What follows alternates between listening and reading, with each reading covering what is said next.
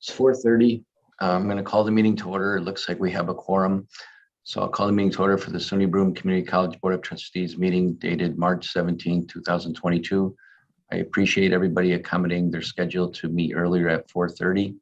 So I'm going to go to number one, approval of the minutes of the February 10th, 2022 Board of Trustees meeting. May I have a motion, Kathy? So moved. Second? Second. Was that Barb? Yeah. Thank you, Barb. All in favor? Aye. Aye. Opposed? Any abstentions? So moved.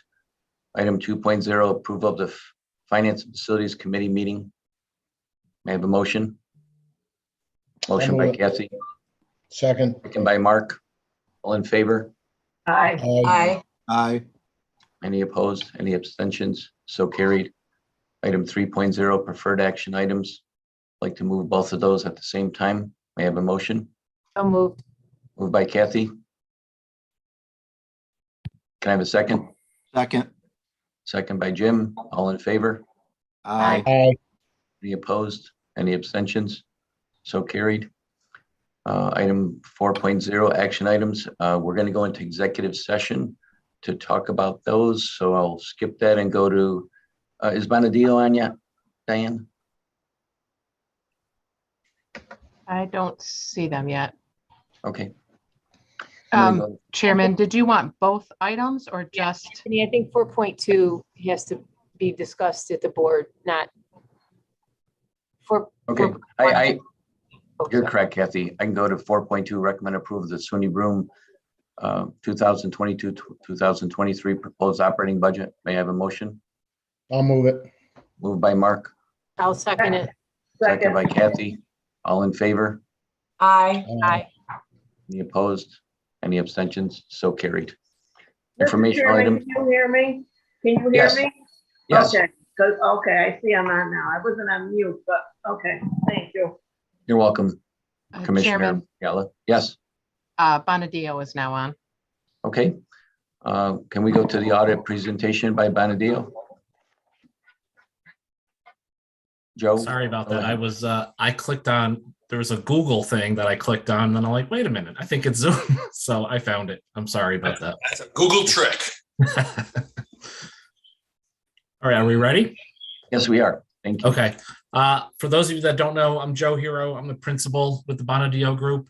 Alan Walther is the partner. He unfortunately is out of town and unable to attend. So I'm just going to do a quick, I got a PowerPoint that I'm going to share. I know that the packet itself is pretty thick, so I'm just going to go through the highlights, some key changes, and if you guys have any questions, if you've looked at them or if you have questions on what I'm saying, feel free to interrupt me at any point. Can everybody see that? Yes. Okay. Okay, so the summary, these are still draft. We're just waiting on, I believe, one component unit letter from the auditors for the component unit. I would imagine that'll be coming today, maybe later today, tomorrow, but as soon as that comes in, we'll get them issued ASAP. So we anticipate issuing an unmodified opinion that the financial statements are presented fairly in accordance with GAAP. It's generally accepted accounting principles. This is the highest level of assurance we can give. And that opinion is on page, the opinion itself is 3 pages long, but the opinion is right at the top of page 2, third paragraph, I guess there. And then the next section, I just put this in here. I'm not going to go through it at all. This is management's discussion and analysis, provides a good summary of the fiscal year ended August 31st, 2021, and then provides information on future things that might affect the college next year and down the road. So provides a good summary. I always tell people, if you're not going to read the whole financial statement, if you want to stay awake, the MD&A is a good way to get a good summary of what went on this year. And then, of course, we've got to thank Jeanette and Julie and everybody else that got us to this point today. I know going through the audit is not the easiest thing. We demand a lot of documentation. We have our portal. Takes a lot of work to get to where we are today. So thank them and everybody that helped us to get here today. So some financial highlights that I just want to touch on. The statement of net position on page 17. I'm just going to highlight some key changes this year, and we'll talk about some changes that flow through to the statement of activities and how they impact there. Due from other governments. This year at August 31st, 2021, it's 9.9 million. That increased 7.2 million compared to last year. Substantially all of that is due from the federal government. 9.7 million was related to the COVID-19 HERF funding, and payment for that was received in October of 21. The next thing that you'll see is a little different. For your financial statement, it's easy to compare to the prior year. You've got the column right there. But you've got a net pension asset this year for the TRS calculation, $7.2 million this year. Last year, that was a net pension liability of 1.2. That amount, along with the ERS liability that I'll talk about next, is an actuarial estimate. So they plug in their assumptions, their mortality tables. They take into account the assets that are on hand at each retirement system. And this year for TRS, it's an asset that has flipped a few times over the past, 3 or 4 years. ERS tends to stay a liability, but you'll even see this year, the next bullet there, the pension liability, 45, I don't know if I got the right number there, 45,000. I think it's 457,000. Last year it was 12.4 million. So same thing, it didn't flip to an asset, but you had a substantial change there. That'll flow through, and I'll show you the effect on the statement of activities on the next slide when we get there. So the net position at August 31st, 21, 19.7 million. 70.3 is invested in capital assets, leaving an unrestricted net deficit of 50.7 million. People tend to get a little nervous when they see deficits there. Last year, your net position was 7.7, so you increased a little bit there. 71.9 last year in capital assets. But the change in that total net position, 7.7, so the big things that affect that, other post-employment benefit liability, 39.3 million.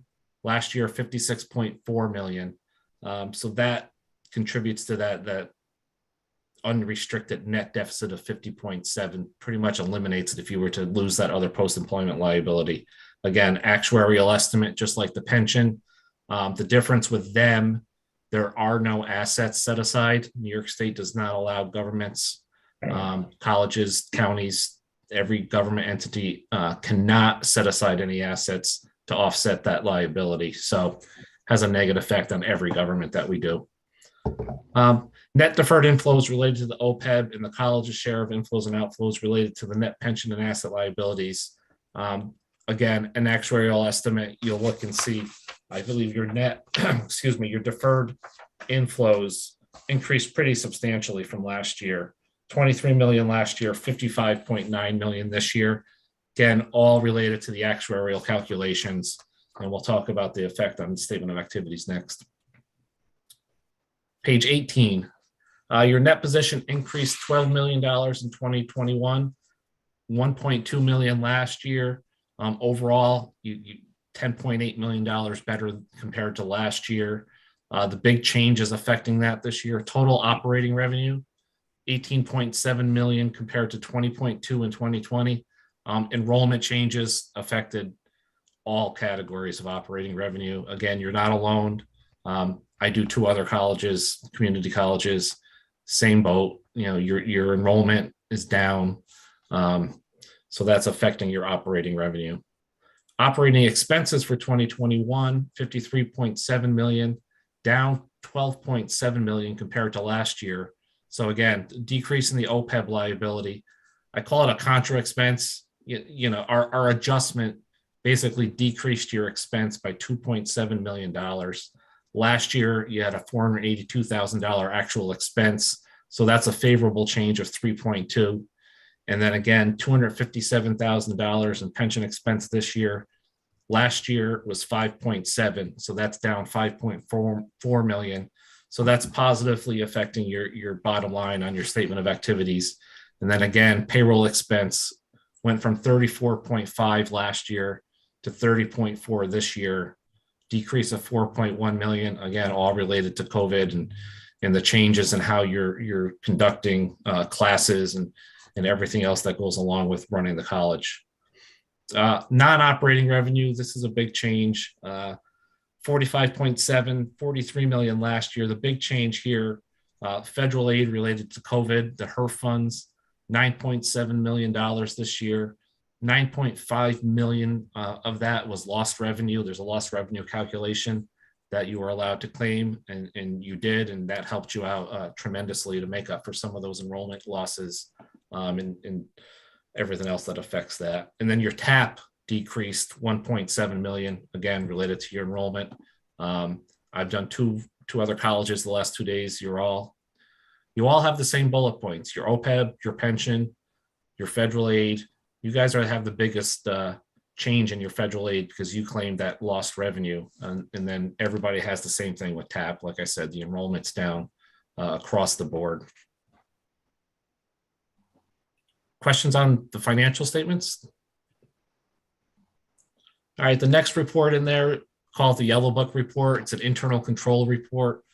We don't issue an opinion on this report. This is just, we take into consideration your controls. We do some testing that allows us to issue an opinion on the financial statements. But if during that testing we found any material weaknesses or significant deficiencies, they would be noted here. Same thing if you had any non-compliance with laws or regulations, we would note that here also. There were no issues at all relating to those items this year. Next section is the uniform guidance, the single audit report, your schedule of expenditures of federal awards. 32.8 million this year, 29.1 last year. Again, your increase there, COVID and HER funding, you got 12.6 million this year versus 3.9 last year. So like I said, the big chunk of that is your lost revenue calculation and then some other aid that you got on the institutional and student side. That resulted in us testing the major program this year was COVID-19, the HERF money. I think last year we tested HERF and financial aid. This year was only required to test HERF. So no financial aid testing this year. And the next report, the report on compliance for each major program and internal control over compliance. That program, that's an unmodified opinion. Again, the best opinion we can issue. And then no material weaknesses or significant deficiencies related internal control over the major federal awards. So all was clean there. The next thing you don't have yet, it's a required communications letter. We'll issue it when the report goes final. But in that letter, what gets communicated in there, if you had a new accounting policy this year or any changes in policies, we would note that there were no new policies in 2021. We're also required to report if there were any transactions for which there was a lack of guidance or a consensus. All significant transactions have been recognized in the proper period. We're required to tell you about the accounting estimates, compensated absences, allowance for doubtful accounts, depreciation of capital assets, and that has, I talked about the OPEB and the net pension asset and liability, and the related deferred outflows and inflows. Those two are all actuarial calculations. We review those estimates annually. They were considered reasonable. No significant difficulties in performing the audit. If we did, we would be required to tell you about it here. We had no material journal entries that would also go in here. No disagreements with management. We are not aware that management consulted with other accountants, and our discussions with management were in the normal course of our professional relationship, and our responses were not a condition of our retention. So again, just required to give this to you under government auditing standards, pretty much a standard letter language. And then the last thing I put on the slide, you see this is page 65 in the report, provides a nice summary of the result of all of our work. Section 1, the summary of the results for the financial statements, the federal award audit, the programs we tested, the dollar threshold, and then if you were a low risk auditee, which you are. But that's just a nice summary of everything that's encapsulated in that 65-page report. Questions?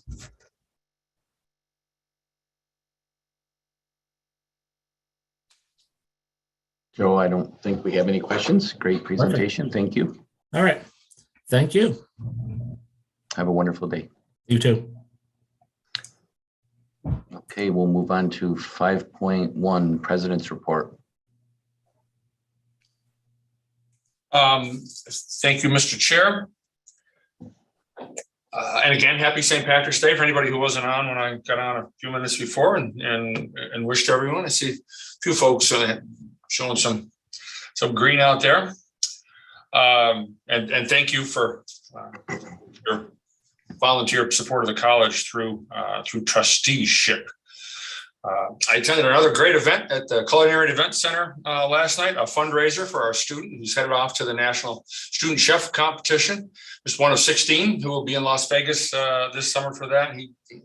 He and the team there just did a fantastic job with the setup, the food, the whole thing.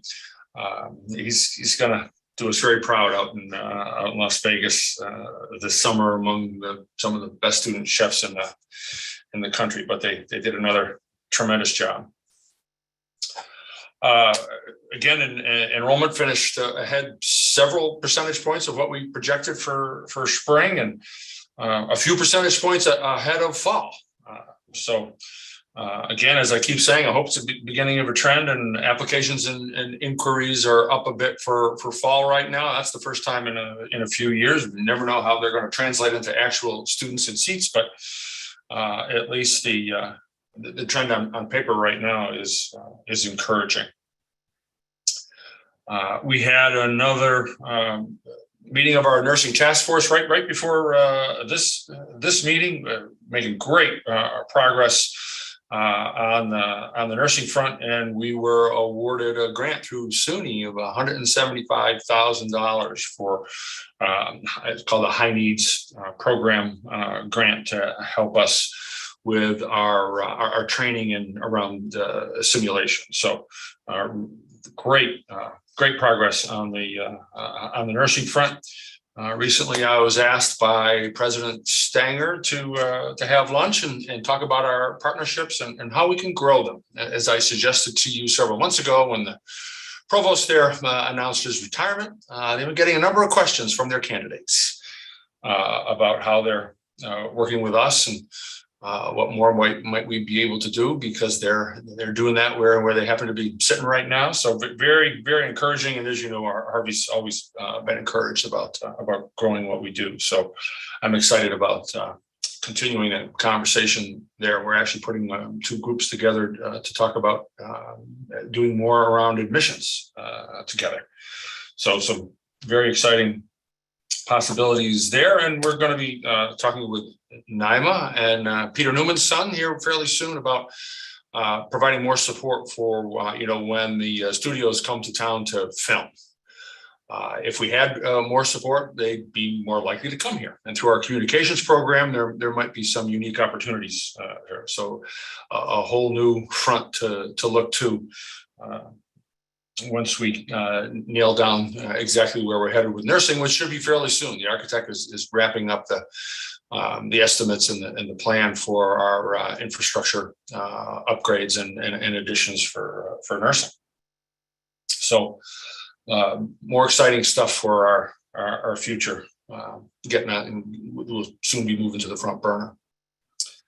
That concludes my report for this session, Mr. Chair, unless there are any questions. Thank you, Dr. Drum. We'll move on to 5.2, Council of Operational Issues, Brittany Richardson. Thank you, Mr. Chair. Just a few updates for everyone.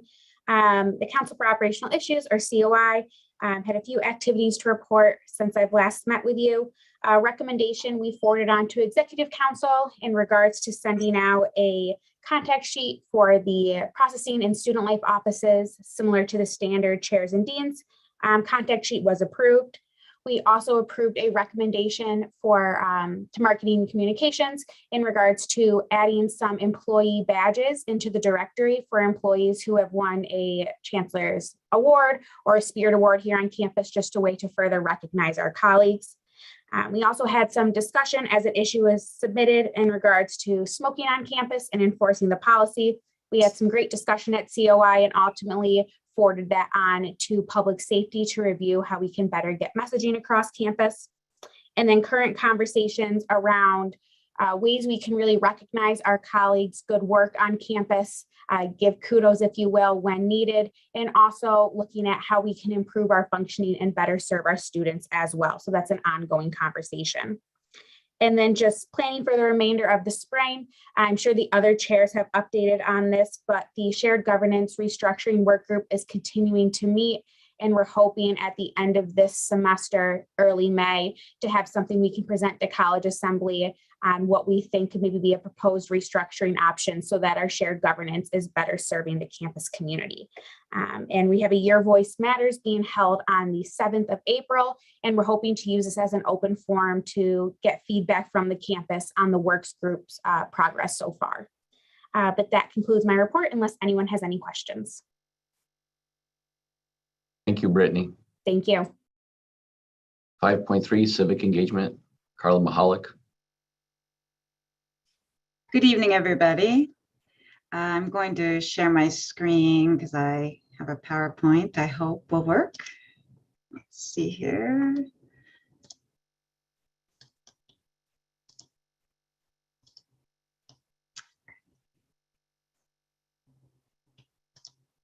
Okay, I won't take too long, but I thought it might help to have this up and running while I'm chatting.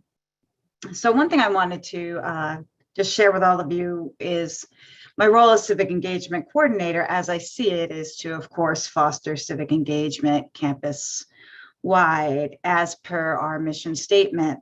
And my goal is to try to get students a little more excited about their role as citizens. So my programming and activities throughout the year have been geared toward that goal, toward that mission.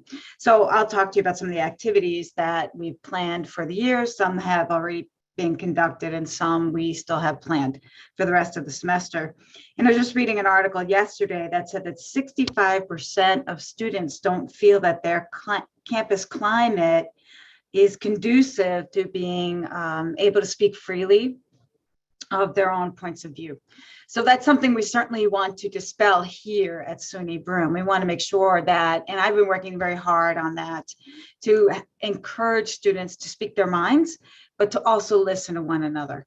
So we're working on both of those things. So here are some of the things that we've done already and or have coming up. I've tabled at student activities days in both the fall and spring to let students know that civic engagement is alive and well on campus. We host an annual Constitution Day program to let students know that we celebrate the anniversary of Constitution Day. We offered a Your Right to Vote program because students have this notion that their vote doesn't count. So we tried to dispel that myth and educate them on that. And simultaneously, the League of Women Voters were here at both of those programs, 11 a.m. and 6:30 p.m., to join us and get students registered to vote. I am in the process of creating a civic engagement website. It's almost done. I'll click on it real fast to show you so that students can easily find out what's happening on campus. We've created a civic engagement reading resource center so students can pop by and pick up the latest news. And those magazines have been kindly donated by our civic engagement Sherpa, Doug Garner. So he's keeping that current for us. And he actively is still working very hard on campus, even though he's retired. We're looking to work on a civic scholars program for the fall, try to get more faculty involved in promoting civic learning. So here's a quick look at our website that we're really excited that we have. We didn't have a website. We had a page, but not a website. So I've got my reports here that I have presented to you the past 2 years. We've got some minute meetings from the minutes of our meetings. More importantly, here are our Newman Campus Compact winners, and we just found out that Jordan won this year. So I'm excited about that we're starting a trend. Last year we had Christina win. This year Jordan Ramsey has won, and we just got that notice last week. So more to come in press releases. And then this page displays our upcoming events so that students can easily find out what's going on campus. And here's a picture of the beginnings of our Reading Resource Center, where students can pick up current magazines and read about what's happening in the world today if they're not really paying attention. So we've got that in the multi-resource center room where students are hanging out on campus. So we're pretty excited about that. And we're getting there. So, all right, so you know about, come on. I've lost my clicking ability here. Sorry. There we go. As I said, Campus Compact Newman Fellows, we are a member of that. As you know, you may know that Dr. Drum is on the leadership team for that organization. And their mission, of course, is to promote democracy among community colleges. And as I just shared with you, Jordan is our newly minted Newman awardee. So we're very excited that he has become our new intern for the coming year with that organization. So he'll have an excellent experience developing and promoting his civic skills. We use deliberations as a way for students to develop their civic skills, and we hosted one on racial justice in the fall. We had 45 students attend, and post-COVID, that's the largest event we've been able to hold. We hold common hours all the time on different topics. We're lucky to get 9-10 students. So to have 45 attend to have a conversation about racial justice was really wonderful. And they asked that we have more deliberations. So because that was in December, we didn't have any more that semester, but we do have 2 more scheduled for this semester, one next Tuesday on police and community, to have a conversation about how we can learn to work better with both. And then again in May, one on racial justice. So we're doing 2 more, and we're hoping for as good, if not better, attendance. The student newspaper will be coming to report on it. So I'm hoping that will also promote more attendance for us and interest among the students. I'm also doing moderator training so that we can train students how to be more engaged, not just by participating, but also learning how to moderate discussions. So we did have a couple of students participate in November, and I'm hoping to get more in April to participate. And once they do, once they're trained, then they can help run these deliberations that we continue to host on campus. Additionally, I serve on pretty much all of the civic related boards and committees on campus. So as a way of sort of being the hub of civic engagement and trying to make sure everyone knows what's going on. So I'm the secretary and a member of the Civic Engagement Board, secretary of the Voter Engagement Subcommittee. And the subcommittee has been a lot more active than the board. So we're trying to get that kind of turned around and corrected.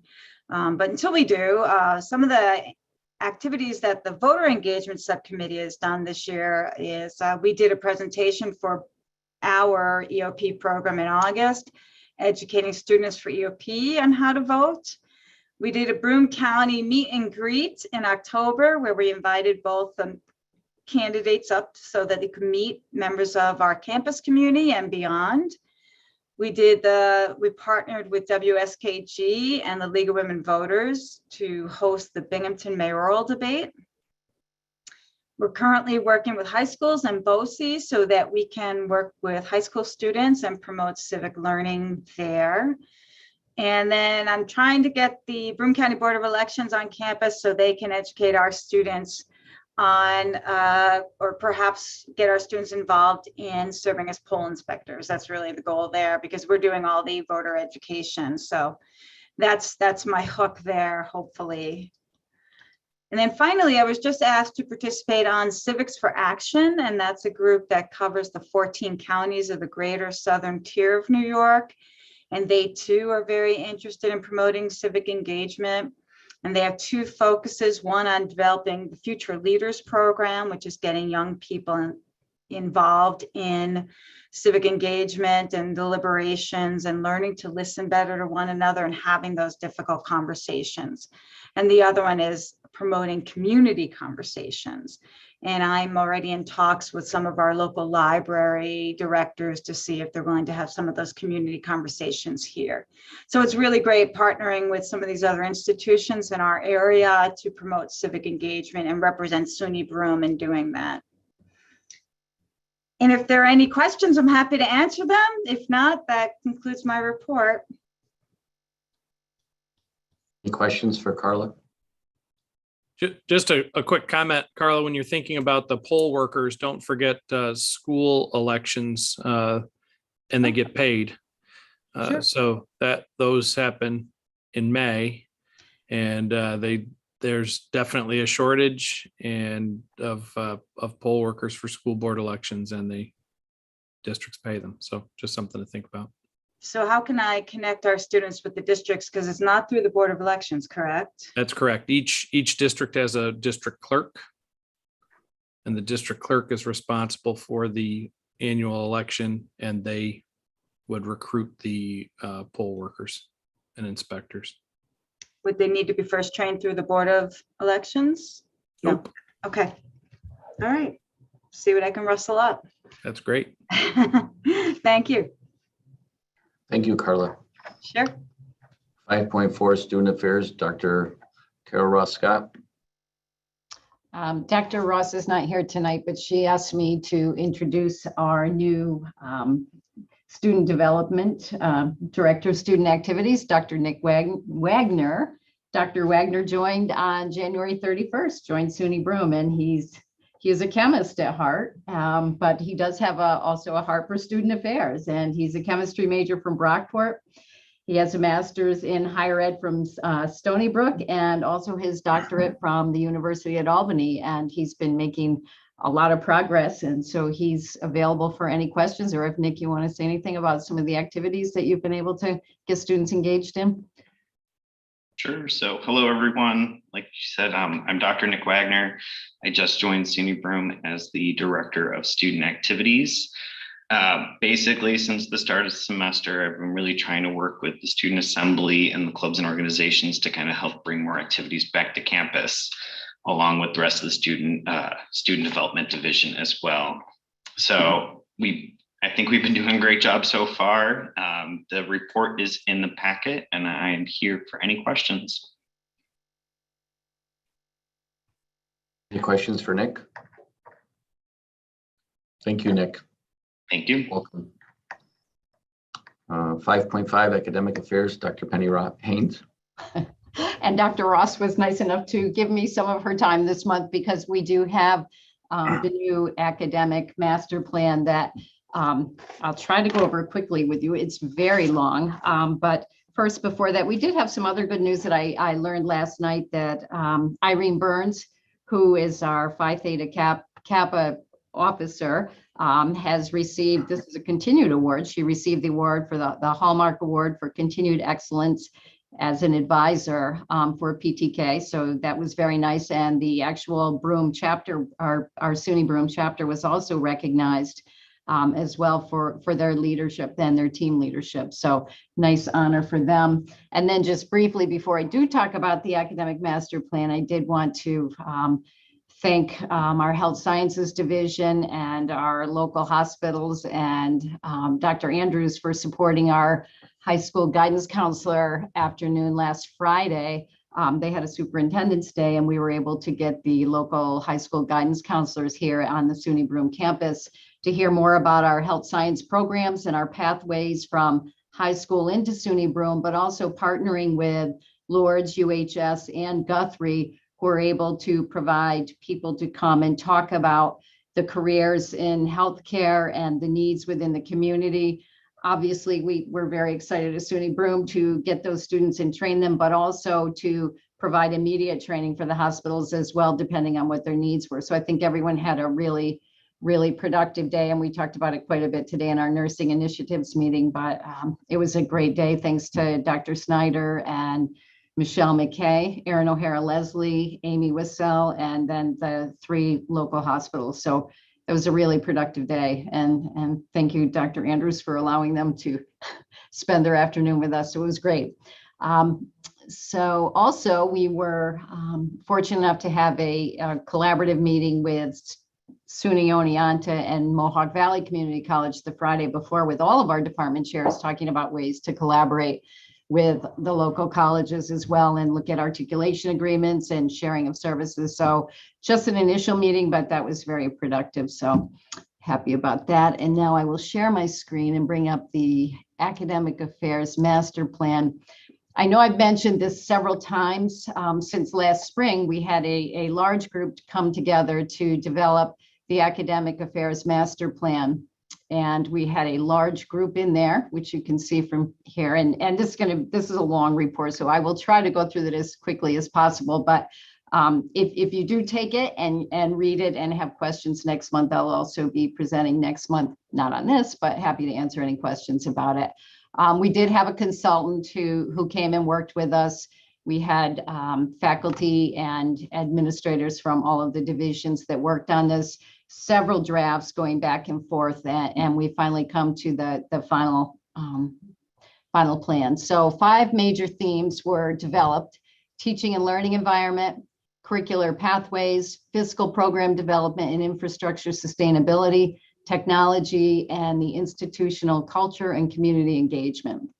So I will, again, just highlight some of these things. Under the teaching and learning environment, our goals were to enhance and expand facilities to continue support of the learning, discovery, and work environments across the campus. And when we talk about expand, that probably makes people jump. What we're really talking about is looking at the programs within our current facilities and how do we bring them up to date, modernize them, and make sure that we have a good academic space for the programs that we're looking at. So really taking a look at our current space, making sure that it's adequate for the way that we're currently teaching and presenting our programs.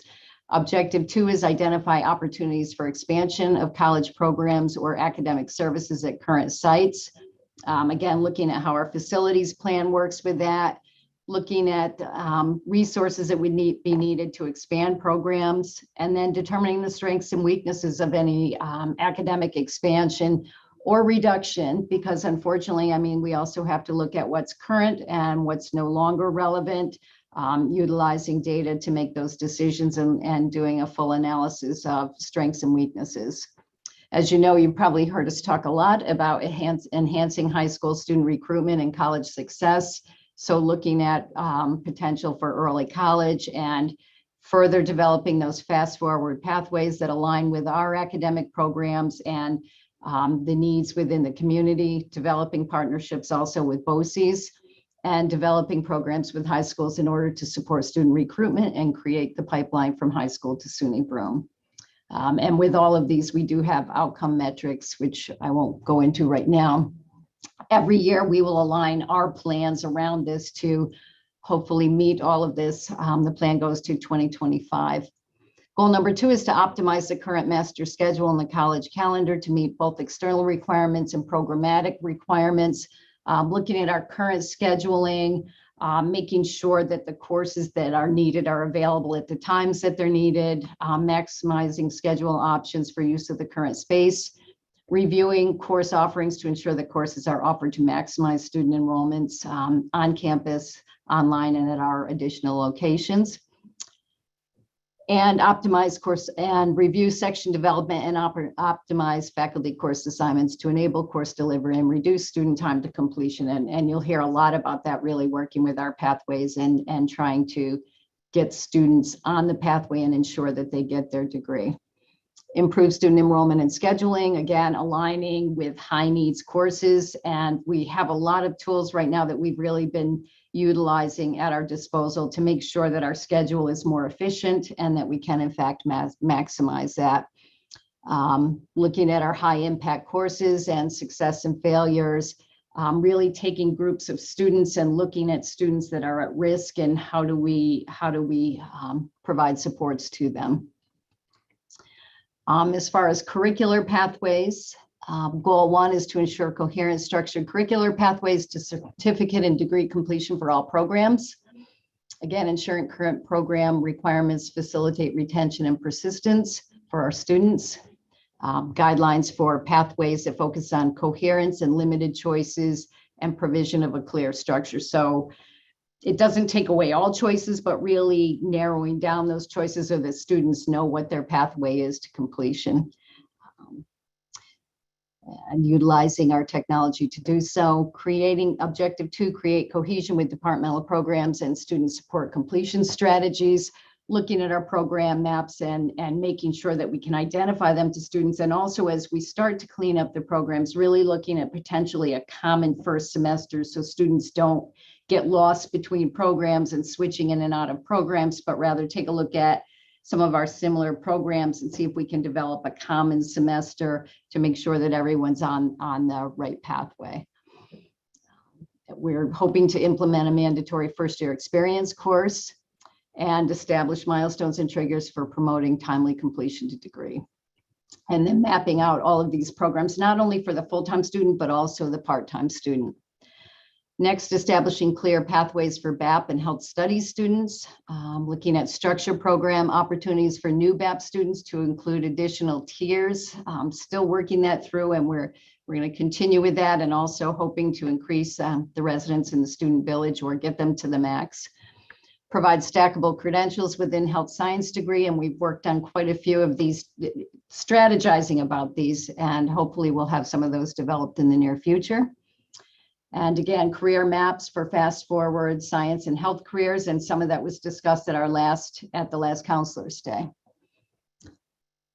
Goal 3, align curricular offerings to meet regional needs. Here we're looking at getting those external advisory councils and really having their input, having them identify where our curricular gaps might be, helping us with identifying what industry credentials we might need to be looking at, utilizing environmental scans and our MC data. I know last few months ago you had an MC presentation on our impact into the community, but the other piece of that is really looking at the skills and needs within our local and regional areas to see if we're providing those needs and skills in our programs. And then provide updated MC data every 6 months and discuss that with the deans and the chairs, because having these tools is great, but we want to make sure that we actually have a process where every 6 months we're looking at those updated skills and looking at what the community skills and needs are and employment needs are, and making sure that we keep our programs updated and relevant. Accelerating degree attainment through non-traditional pathways. This was looking at non-credit to credit learning. We're trying to do looking at areas where we can do that, and that would also include prior learning, experience, and credit for prior learning. Objective 2, increase opportunities for students to acquire those credits. Kind of very similar, but there's a little bit of difference in between. They're looking at the various options to do that. And then objective 3 is looking at alternate delivery pathways. Goal 5, expand learning beyond the classroom. Really taking, one of the discussions that we had was that maybe we're not taking advantage as much of the Binghamton community and Binghamton University, and how do we get out more in the community to make sure that we're utilizing the community that we have within our own college and classroom. So looking at more of the opportunities for applied learning within our programs, looking at research opportunities. And as you know, we have the incubator in partnership with SUNY Broome, and really looking at ways that we can really expand and work with that. Goal 6, ensure that a quality general education experience is offered to all students. Well, we don't entirely have a choice on that because we do have to follow SUNY guidelines, but also looking at and aligning what our institutional general education outcomes are that we want all students to have when they graduate from college. So we've spent quite a bit of time with that, but we want to make sure that we've got what the college and aligns with our mission of what students should have when they leave SUNY Broome. I'm kind of skipping over some of these just for time. Fiscal program development and infrastructure sustainability. Create a seamless bridge for entry into SUNY Broome. If students don't have the skills, we really want to focus on helping them to get those skills, but not requiring additional coursework and utilizing their financial aid. So if there are bridge programs that our non-credit bridge programs where we can get students up to speed instead of putting them in numerous developmental courses, kind of a goal there. And then looking at multiple, an objective 2, looking at multiple pathways for students entering from either literacy programs or non-credit programs, non-credit to credit, short-term micro-credentials, and the like, to make sure that we're looking at pathways from all areas. Again, looking at our high school programs and how we can work more closely with them. That's developmental education. I'll go to objective 3, increase student success through compressed course and program offerings. I think you've probably heard us talk a lot about this, trying to encourage the 7-week schedule, 7-1-7 within a 15-week schedule, which has seen just significant success across the country in terms of retention for students, and looking at more short-term certificates and credentials to meet the workforce needs. Goal 2, enhance academic support services for students that are enrolled at Broome, looking at really kind of helping them. One of the big focuses here is really looking at what it is that they want to do when they get out of here at the front end, instead of as they're in a program and then start talking about what do you want to do for your career, is really kind of taking a look, making sure that we know what the career is and what the outcome is that they want to achieve when they come to SUNY Broome, and then just removing a lot of the barriers. And I know we've talked about this a lot, and we're really working internally on trying to remove some of those, but kind of just rethinking and how can we make it easier for students to get into college and not go through quite so many hoops. Enhance academic advising services for students. We've really worked very hard to develop a new advising model where students have one consistent advisor throughout the process, which again, nationally has shown to be very successful. And we've had it now for almost a year, and it seems to be working. I'm pretty happy with it. We continue to provide professional development and work through that. And also have the students be able to utilize it. We have a really good tool. DegreeWorks really is a very good tool, but training the students more so they can really understand where they're at within their programs as well. Going on to objective 3, increase students' persistence beyond their first year of enrollment, utilizing that mandatory first year experience, but then following through and following up on that in all of their courses as we go through that, working with student affairs to establish intervention strategies for students in need of support. Going on to objective 4, enhance accessibility and usability for all SUNY Broome students across all academic services and curricular instruction, really focusing, and we've done a pretty good job with this, but continuing on focusing on accessibility, not only in face-to-face, but particularly in our online courses, and conducting training for faculty and staff to support the inclusion of students with disabilities. Goal 3, build an academic bridge for SUNY Broome students to workforce opportunities and our articulations to colleges. We have a lot of these, but our goal is to make sure that they're all updated. We would like to see incentives with them as well, so that it's not just a matter of, okay, you can transfer here, but what else can we do for you? Are there financial incentives or guaranteed admission? So really working on some of that, as well as working with, again, our hospitals to make sure that we continue to partner with them and fulfill their needs. Objective 2, create an enrollment pipeline and grow mechanical engineering technology, electrical engineering technology in our manufacturing programs. We just recently had our mechatronics certificate approved, so we'll start offering that as well, but also looking at what opportunities are there for short-term micro-credentials and non-credit opportunities to flow into the credit programs. Objective 3 is to promote enrollment growth of programs, develop a process for marketing and promoting new programs so that we have a consistent plan when we know new programs or new certificates are coming through. Outreach to employers to assess the needs of the workforce community. We talked about that a little bit already. 5, establish seamless transfer articulation agreements, again, with the incentives, both from high school and also into college. We also focus significantly on technology. the focus here is really to make sure that we're utilizing all of the technology that we have and making it clear for students, and also ultimately developing a technology master plan, incorporating assessment results of our current plan and looking at our future technology needs. Grow a quality online learning program that supports engaged and accessible learning. Here we talk about the quality of the programs, also our high flex and all of the opportunities there, and also tracking those online programs a little bit better than we currently do to make sure that we're promoting the full online program and not just online course opportunities.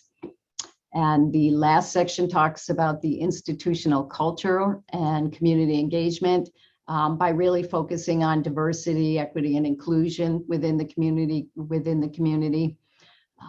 and strengthen our SUNY Broome brand, provide exemplary service to students. And that sounds kind of sensible, but just really focusing a little bit more on that training and customer service. I know people in higher ed don't like to hear about customer service, but really looking at the student as a customer and focusing on that service that we can do.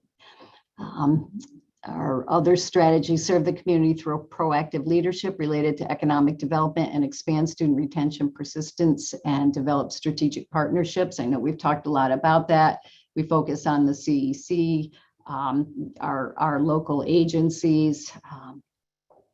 We talked quite a lot about, and we also talked about our partners in the healthcare quite a bit throughout this whole process. Increase diversity, equity, inclusion within academic affairs. One of the things that we really thought about was when we talk about making sure that we have advisory committees for all of our programs, also making sure that we have diverse advisory committees. So really focusing on that. Increase collaboration and information sharing across the academic units, between academic affairs and other units and stakeholders of the college, just really working on our communication and collaboration. And enhance professional leadership development and opportunities for faculty and staff. We actually just offered our department chairs, we're going to offer some professional leadership training, but continue to do those types of training to help ensure leadership across all areas of the college. And I'm sorry that was so long and I whipped through that, but hopefully you'll have a chance to spend some time with that and look through that if you have questions later on. And then we did just have an addendum, and this was some information from MC, just to give you an idea of the kinds of things that we can learn and get from our EMSI, and where we're looking at program gap demands and what kind of programs. And we can identify that by region, state, however we want to do that. So that, unless anyone has any questions, concludes my report. Thank you, Dr. Penny Haynes. That is very impressive. I think every board member probably was wowed by your presentation. I'm sorry, it was a little long. I was trying to get through it as quickly as possible, but hopefully you'll have some time to take a look at it. Margaret has a question. And Yes. this will be available in hard copy for us? Yes, we can get it out, right, Diana? It's in your packet, Margaret. Okay. So that, do we have to copy it on our, at home? I can print it and mail you a copy. Would you, please? Sure. Thank you. Just a quick question, Dr. Haynes, agree this is really comprehensive. It looks great. You were talking in one of the goals, kind of that what you want from graduates. Is there, and you were having discussion at least about that, is there work on the idea of a profile of a graduate? So it's, kind of beyond that idea that it's just the completion of the degree requirements and even the licensure, but as you were talking through that, and you mentioned the other divisions and so on, but thinking about, civic engagement, that, it's not just completing the course requirements, right? That's the student activities, and it's the civic engagement and all of those things. Has there been work done on that profile of a graduate idea? A little bit, and that's the plan, is to really continue with that. But our institutional learning outcomes really kind of take a look at, we have many of those, but really talking about what we expect from all graduates and kind of the skills that we want them to come out with. And I know that, I don't know if Carla's still on here, but I know we have talked about civic engagement, and that's really included in one of our institutional learning outcomes as well, so that we can look at that. But the other thing that we're also doing as part of that is we're going to take a good look right now at who our student is, which sounds kind of silly, but we've been looking at some other colleges that have been really, really successful at that. We've done a lot of work with, not a lot of work, but we've been working with Amarillo Community College, and they've been very, very successful in some of their initiatives. And one of the things that they've done is actually taken a lot of time to learn who their own student is and identifying this is our student and here's some of the issues and the concerns and kind of profiling them. But then I think it really does make a lot of sense to now, okay, what is it that, what do we want them to come out with and what will they look like? So yeah, we'll do a lot more work with them. No, I think it's great. And even, DEI isn't just about recruiting, right? It's that, awareness, appreciation, respect, et cetera, that could be part of that profile, really in all of those areas. So that's Absolutely. really, really great work. So thank you. Thank you. Thank you again.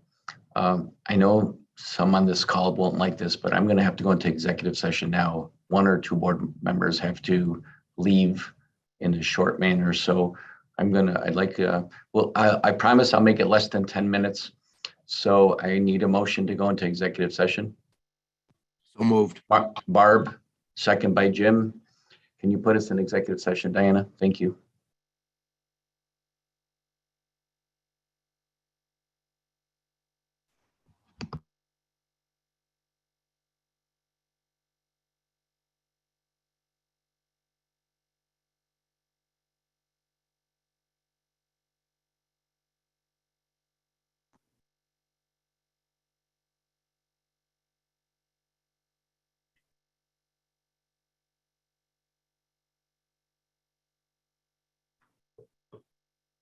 Diane, are we supposed to stay because it's in the middle of the meeting? Yes, if you're going to Okay. report. Okay.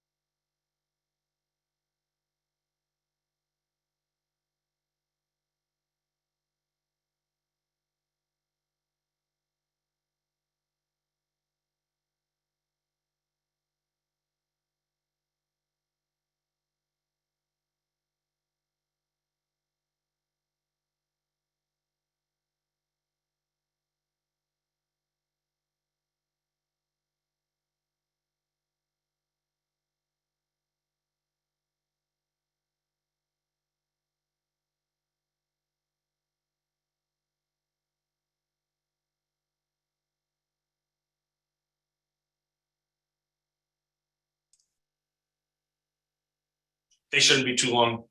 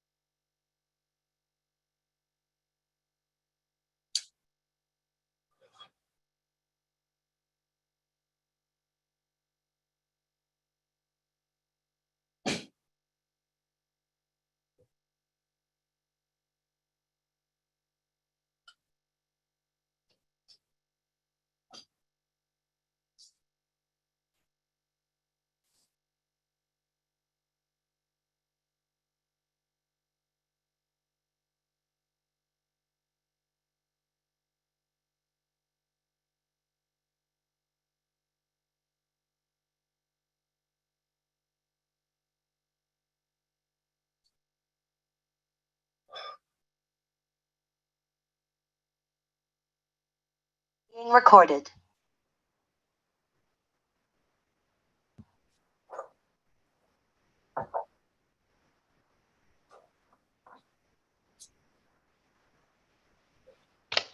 Anthony, you're muted.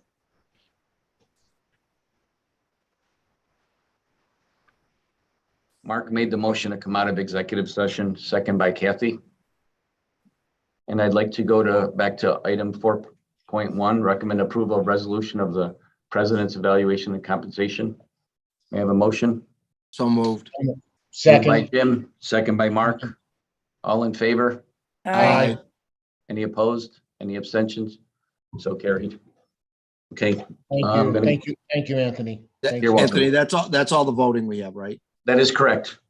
I know you guys have other obligations, so thank you for staying on us. Greatly appreciated. Thank you. you. Thank you you. all. Okay, 5.6 student assembly update. Ellie? Thank you. Good evening, everyone. We have elected new representative of Council of Academic Issues and are exploring improving quality of other positions. To do so, a resolution was passed by the Student Assembly to create a new position, Chief of Staff, to monitor performance as well as the requirements of each role.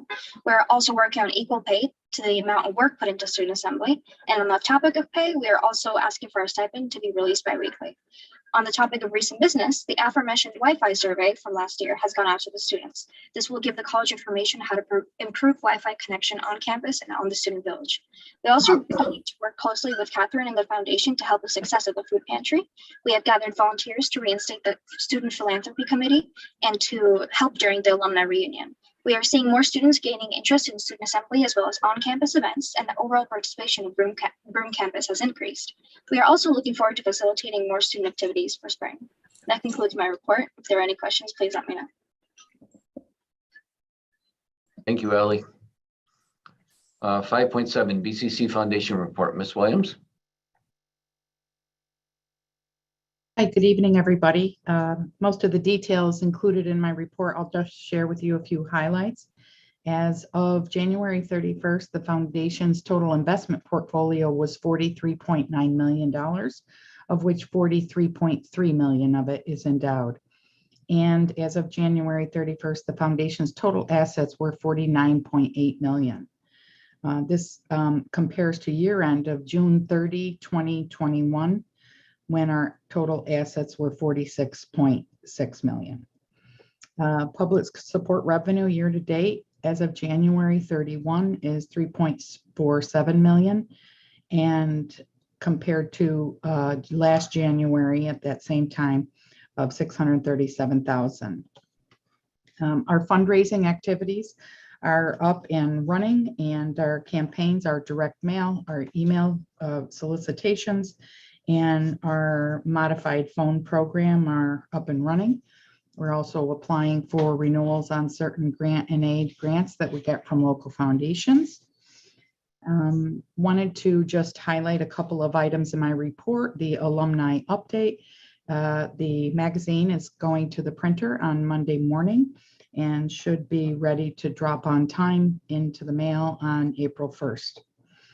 The big news about alumni is that we have our first in-person reunion weekends scheduled for Friday, April 29th and Saturday, April 30th. We have an alumni and faculty mixer at the Culinary and Events Center. And we encourage so many of our retired faculty and staff and current faculty and staff to join us at the event and meet with our alumni. On Saturday, we have a speedy picnic. It's a ritual that we do every year. And we also are going to have a fireside chat, a historical discussion with Professor Doug Garner in the gallery, which will contain the 75th anniversary exhibit.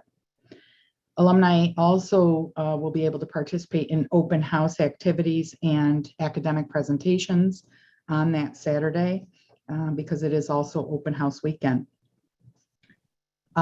Just to highlight that we did receive, actually since I submitted this report, we've received nearly the full amount of the approximately $500,000 bequest that was designated for the nursing program.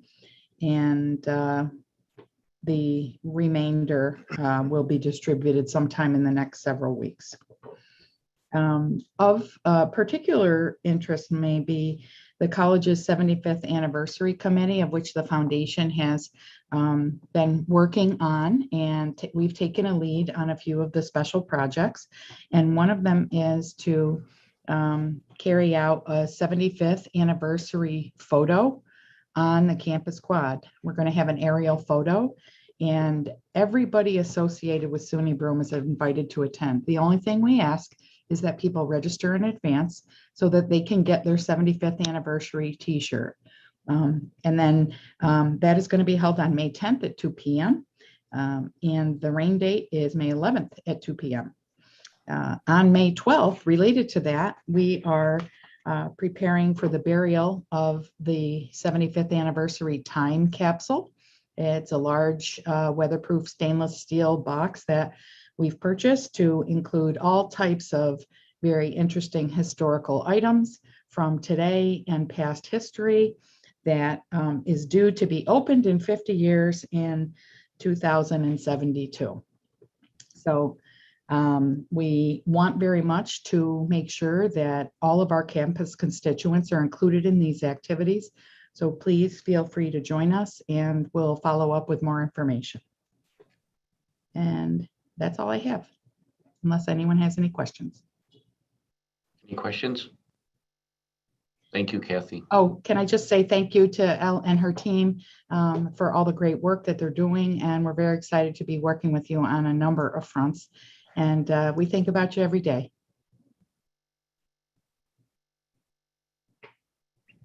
Okay, 5.8 facilities update. Thank you, Anthony. You have my report in your packet. I'll be brief. First and foremost, we finally got the post and panel sign installed at the CEC downtown, which reads SUNY Broome Culinary and Event Center. I'm sorry that Nick isn't here to see this. I don't know if you want to put that picture up, Kath or Diana, or not. So exclusive of the Shamrocks, that's the new sign. It balances the historic plaque that we have on the opposite side of the entryway on Exchange Street. So it's a good addition, and now I think it's clearly denoted that the building is the Culinary and Event Center for SUNY Broome. Other highlights: we continue refurbishing work in Titchener. We will soon begin design work for the reconstruction, refurbishing of all the restrooms in both Old Science and Student Services. Notice to proceed will soon be issued for the replacement of the library roof project, although after discussions with Weathermaster, they're still having difficulty in getting and securing materials for that contract. Renovation work is almost complete in the financial aid office. As Dr. Drum had alluded to earlier, we've had an architect looking at space and floor plans over in Decker to enhance and allow the nursing program to function more effectively. That work is nearing completion. In fact, there was another meeting today. The architect hopes to have a final proposal wrapped up within the next week or two. We would then enter the final design stage and hopefully get to a construction project during the 2023 year. We've begun design work on the replacement of the water-cooled HVAC system in the library, converting it to an air-cooled system. And in fact, we're going to convert most, if not all, of our water-cooled systems to air-cooled systems on campus. What else? A couple of things that aren't on here that I'd like to add is we are scheduled to meet with the architect to discuss the photo lab design next week, and hopefully wrap up those plans and get that to bid. The paving sidewalk contract, which was suspended because of the winter, work will restart on that next week. And lastly, we created another personal care room / nursing, mother's nursing room in the Decker building. So we have 3 now on campus, and we will get an announcement out about that once that's available for you. So with that, I would be more than happy to answer any questions that anyone might have. Any questions for Dave? Thank you, Dave. You're welcome. 5.9 Human Resource Update, Lynn. Thank you, Mr. Chair, and good evening, everyone.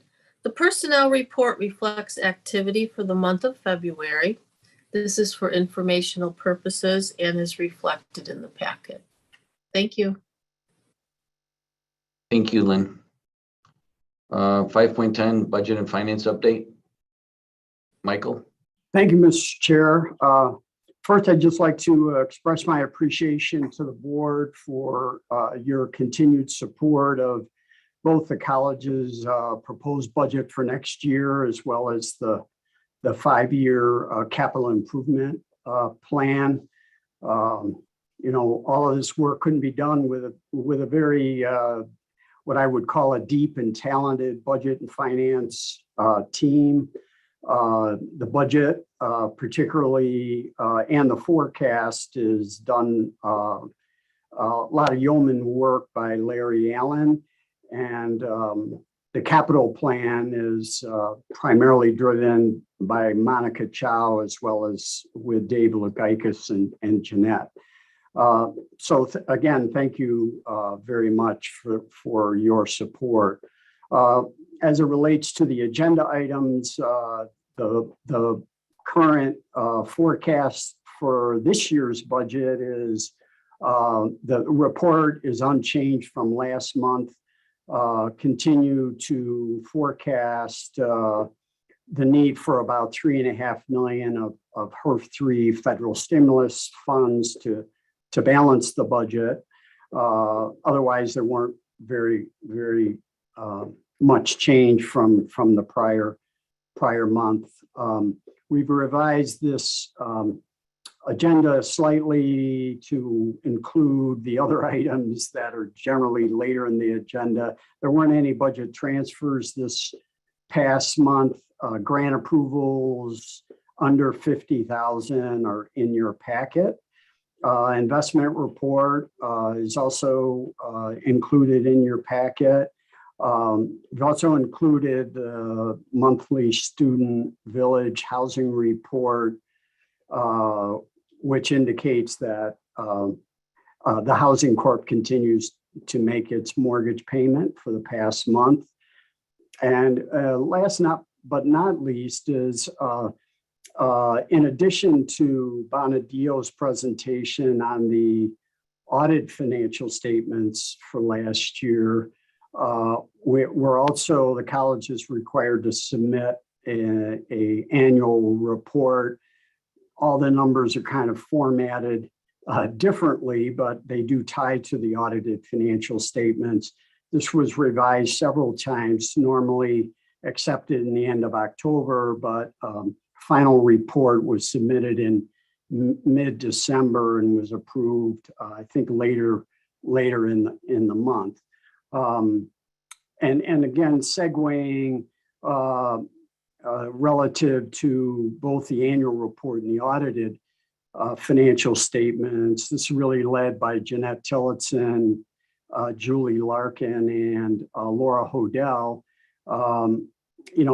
As the Bonadillo partner referenced, quite a few transactions on the federal stimulus side, which was a significant amount of additional work for the financial aid office relative to allocating a tremendous amount of additional funding to students during the course of the past 2.5 years. And likewise, as the partner referenced, also being able to document and submit lost revenue on the institutional side for the college relative to stimulus funds. So, at least in the last half a dozen years, college has been fortunate to experience, the highest rating by the auditors, and no recommendations or no findings and no significant or insignificant deficiencies. So just want to recognize the budget and finance team for a job well done. And that concludes my report for this month, Mr. Chair. Thank you, Michael. 5.11, faculty eligible for term appointment. Just noted it's in the your copy. And media report, Jesse, anything you want to update? Nope, standard report, stories and highlights should be there in the back of your packet for the month. Okay, our next meeting will be April 14th at 5 p.m. Can I have a motion to adjourn? So moved. Moved by Barbara. I'll second. Second by Jason. Thank you, everybody. Have a wonderful evening and a great weekend. Thank you. Thank you, everyone. Have a good night. Bye.